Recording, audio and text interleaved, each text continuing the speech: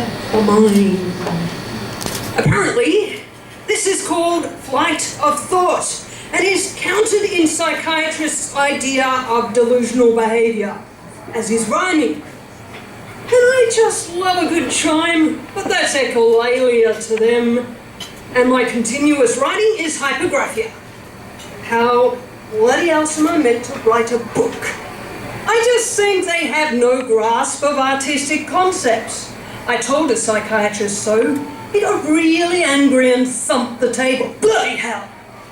I told him not to swear at me. He said, grow up!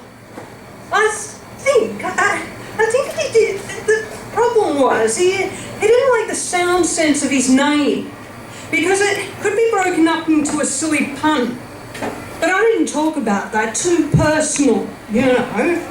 I said, haven't you ever thought about how the title Doctor can be like pulling on tails so much they snap off, or a rock that a big ship doesn't see as it heads towards the shore, and that sound and meaning, that might affect your neural links and so too your behaviour. I remained calm externally while he made the call to get the thugs to lock me away and inject me. It was obviously not me whose mood needed sedating. He just didn't find me affable. Dr. Tenzio did allow me to call my parents. My dad answered and I asked if he could help me out. Then Tenzio grabbed the phone off me and started giving my dad one damn diagnosis after another, pouring rotten jargon into my dad's ear. Your daughter has psychosis. She needs to go to hospital. She is showing symptoms of schizophrenia. It is imperative we treat her immediately. Dad believed in science and medicine and had no idea that it was all about commerce and industry. He didn't argue, he simply listened. 6 years later, when my dad was in hospital getting continual blood tests so all his veins collapsed, perhaps then he understood something of what I'd been through.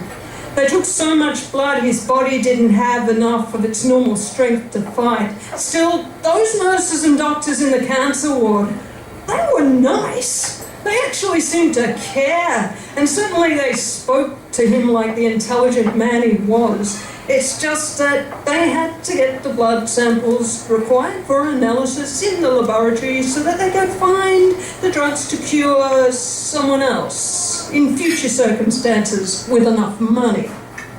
But my dad had a choice. He chose hospital, I didn't.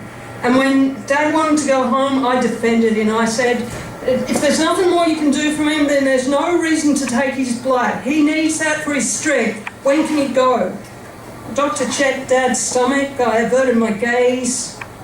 To be polite to Dad, that's when I heard the doctor's thought. His daughter can't even look at him. I looked. It was okay, but when the doctor left the room, I laughed and I wasn't sure why. I realised then I'd sensed a positive message from the doctor. Your dad is turning into a big golden Buddha. I got to break down barriers and I got to say how much I loved Dad. I hugged him without restraint. All those family hiccups didn't matter anymore. Huge sudden change in the energy dynamic between us, and it wasn't just me experiencing strange phenomena. This time, everyone in the family was experiencing weird, strange interconnections and prescience.